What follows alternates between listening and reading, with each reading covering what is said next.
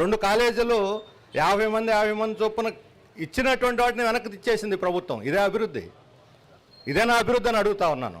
అందుకని ఇలాంటి పనికిమాలిన విధానాలతోటి రాష్ట్రం అభివృద్ధి చెందదు. ఎందుకనంటే ఎందుకు రావట్లేదు ప్రైవేట్ వాళ్ళు? బోర్డు 2 సార్లు కన్సెషన్లు మీ ఇష్టం వచ్చిన పెట్టుకోండి, స్థలాలు మీ ఇష్టం వచ్చిన వాడుకోండి, నర్సింగ్ కాలేజీలో పెట్టుకోండి, లేకపోతే అక్కడ డెంటల్ పెట్టుకోండి, మీ ఇష్టం అని ఫుల్ లైసెన్స్ ఇచ్చినా ఎవరు రావట్లేదు. అంటే ఇప్పటికే కాలేజీలు ఎక్కువైపోయినాయి అనుకుంటున్నారో, లాభాలు సరిగ్గా రావనుకుంటున్నారు. కాబట్టి ఇప్పటికైనా ప్రభుత్వం కళ్ళు తెరిచి జ్ఞానోదయం తెచ్చుకొని వీటిని వెంటనే నిర్మాణం ప్రారంభించకపోతే లక్షల ఆస్తి, కోట్ల ఆస్తి, జాతీయ సంపద, ప్రజల సంపద వృధా అవుతుంది. ఈ ప్రజల సంపదని, జాతీయ ఆస్తిని వృధా చేసినటువంటి పాపం తెలుగుదేశం పార్టీని అవుతుందని చెప్పదలుచున్నాను. అభివృద్ధి అంటే ఉన్న వాటిని మూలన పడేసి వాటిని పడవ పెట్టేసి ఎవరు మీరు అభివృద్ధి చేసేదని? ఎక్కడ అభివృద్ధి చేస్తారు?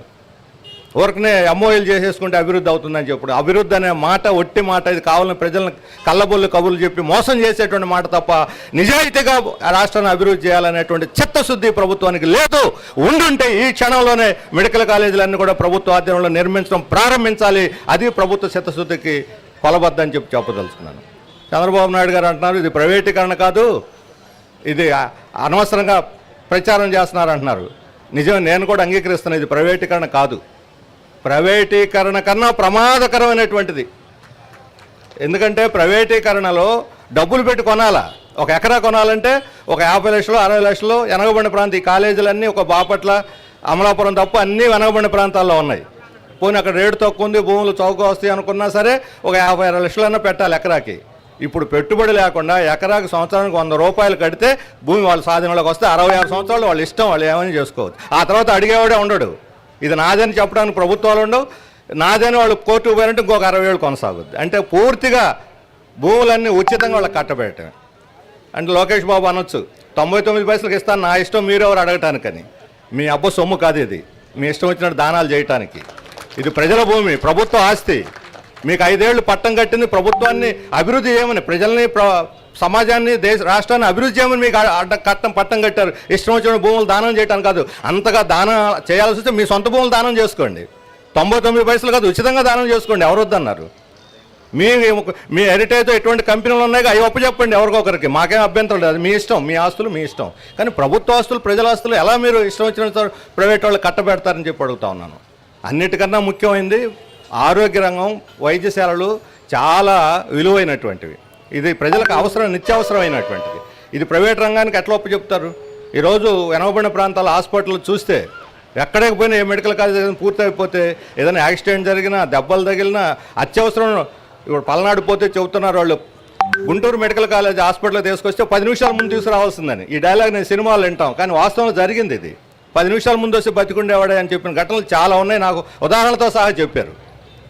మరి అదే అక్కడ పల్నాడులో మెడికల్ కాలేజ్ ఇప్పుడు ఆసుపత్రి దాదాపు పూర్తయింది, 99% పూర్తయింది ఆసుపత్రి. అయితే ఆసుపత్రి ప్రారంభించుంటే ఇచ్చినట్టు ఫ్యాకల్టీని కూడా వెనక్కి పంపించేశారు.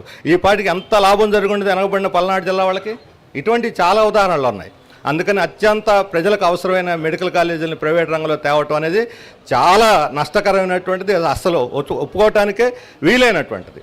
అంతేకాదు మెడికల్ కాలేజీల్లో ఇది వీటిని ప్రైవేట్ పరం చేయటం లేదు అని అంటున్నారు. ప్రైవేట్ పరం చేయకపోవటం కాదు, ఈరోజు ప్రభుత్వం తన బాధ్యతని తప్పుకొని, ఇప్పుడు ముందు మాట్లాడిన వాళ్ళు కూడా చెప్పారు అసలు ప్రభుత్వాన్ని కూడా ప్రైవేట్ పరం చేస్తే బాగుంటుందని. కానీ ప్రైవేటీకరణ మంత్రం వల్ల ఏ ఉపయోగం జరగదు. ఈరోజు డాక్టర్లు గత ప్రభుత్వం కూడా పొరపాటు చేసింది. 107, 108 జీవో తీసుకొచ్చి పొరపాటు చేసింది. 50% సీట్లు ప్రైవేట్ వాళ్ళకి అమ్ముకోవటానికి. ఆ రోజు మేము దాన్ని వ్యతిరేకించాం. మేమే కాదు, తెలుగుదేశం కూడా వ్యతిరేకించింది. ఇప్పుడు పోయి పెనం మీద నుంచి పొయ్యిలో పడ్డట్టేది పరిస్థితి. 107 జీవోని రద్దు చేస్తాను వాగ్దానం చేసి తెలుగుదేశం అధికారంలోకి వచ్చి ఇప్పుడు ఆ జీవోని కొనసాగిస్తూ మొత్తం కాలేజీలో ప్రైవేట్ పరం చేసేస్తాను. అంటే పెనం మీద నుంచి పొయ్యిలో పడ్డట్టే ఇది. మీకు అందుకు కాదు అధికారం ఇచ్చింది. మీరు ప్రజలకు ఇచ్చిన మాట నెరవేర్చండి. 107 రద్దు చేసి ఈ కాలేజీలన్నీ ప్రభుత్వ విద్యని, వైద్యాన్ని ప్రభుత్వ రంగంలో కొనసాగిస్తామని ఆ రోజు మీరు చెప్పినటువంటి మాట మీద నిలబడతారా లేదా ప్రజల యొక్క ఆగ్రహానికి గురవుతారా అని చెప్పి మేము ప్రశ్నిస్తా ఉన్నాం. ఇప్పటికైనా సరే మీరు తెలివి తెచ్చుకొని ఈ మొత్తం అన్ని కాలేజీలని తక్షణం వాటిని నిర్మించి ప్రజలకి ఉపయోగపడేలాగా చేయండి. అప్పుడు మీకు ఎవరైనా మంచిగా తెలుగుదేశం మంచి పని చేసింది అభినందిస్తారు. లేకపోతే మాత్రం ప్రజల ఆగ్రహానికి గురికాక తప్పదు. ఈ రోజు జరుగుతున్న ఈ ధర్నా ఇప్పటివరకు ఈ నాయకులందరూ కూడా అన్ని చోట్ల తిరిగి వచ్చి అన్ని పరిశీలించి ఇప్పుడు ధర్నా కూర్చున్నారు. నెక్స్ట్ దశలో ఈ ఉద్యమం మరింత ఉధృతం అవుతుంది. దీనికి ప్రజా మద్దతు ఉంది. తెలుగుదేశం వాళ్ళు అంగీకరించడం లేదు దీన్ని, ఈ ప్రైవేటీకరణని. బయట వాళ్ళని పక్కన పెట్టండి. అందుకని పూర్తిగా దీనికి ప్రజల మద్దతు ఉంది. ప్రజల మద్దతు ఆగ్రహాన్ని, ప్రజల యొక్క అభిప్రాయాన్ని పరిగణలో తీసుకొని ఈ పీపీపీని రద్దు చేసి పూర్తిగా ప్రభుత్వం ఈ మెడికల్ కాలేజీలన్నీ త్వరితగతిగా నిర్మించాలని చెప్పి కోరుతున్నాను. చివరిగా ఒక్క మాట, డబ్బులు లేవని అంటున్నారు.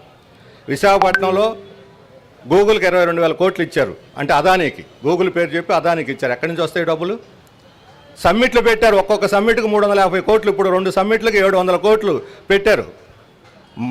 మోడీ మన రాష్ట్రానికి విజిట్కి వస్తే, కర్నూలుకి విజిట్కి వస్తే 350 కోట్లు ఖర్చు పెట్టారు. 4 సార్లు విజిట్కి వచ్చాడు. 4 3 1200, 4 అర్ధలు 2 1400 కోట్లు. ఈ ఒక 700 కోట్లు, 2100 కోట్లు సముద్రంలో పోసేశారు. ఏం అభివృద్ధి చేశారు? ఈ డబ్బులు పెడితే మెడికల్ కాలేజీలు పూర్తి అయిపోయింది.